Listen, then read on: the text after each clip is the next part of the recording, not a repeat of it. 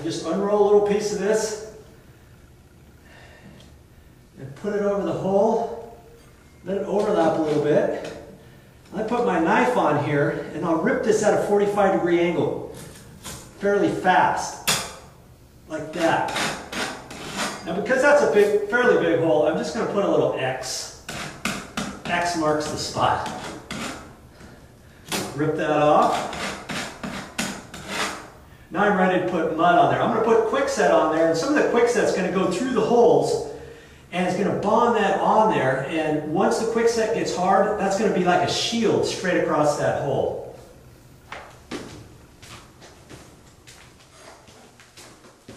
Got some quickset mixed up, and I'm going to put right over that webbing tape.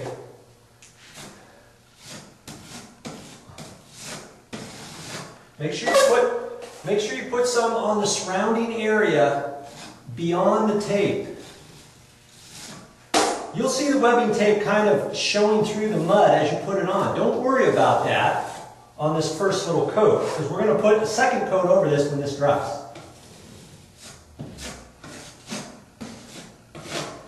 That's why I like quickset material, because this will dry before I leave today. I can kind of lightly scrape it and I can put another coat on before I leave.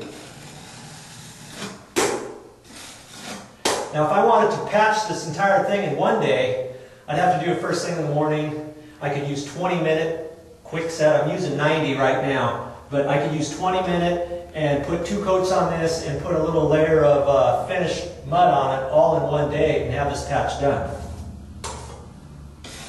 So that's all I'm going to do right now with this.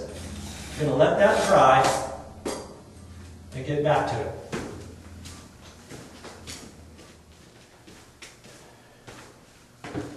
Now that my webbing tape is dry, I'm just going to scrape on this just a little bit. Get any high spots off of there that you see. I'm going to use a 6-inch blade this time. I'm just going to put another little coat over here. And I'm going to end up making the patch just a little bit bigger, because I'm going to taper out the patch a little bit. I'm adding more in the middle, and I'm tapering it out to the outside edges. This time I don't want that tape to show.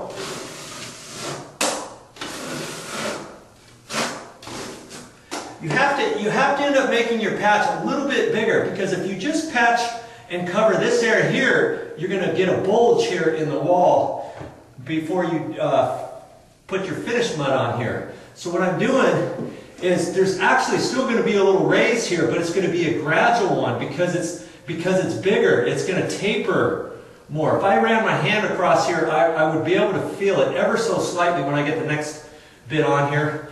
But you just don't want to patch just around the tape. Okay, that's a good little tip for you. Just don't be afraid to make your patch a little bit bigger. Okay, we're going to let this dry. I'm using the quickset again. We're going to let this dry, and then we're going to put regular sheetrock mud over that, taper it, and make it actually bigger.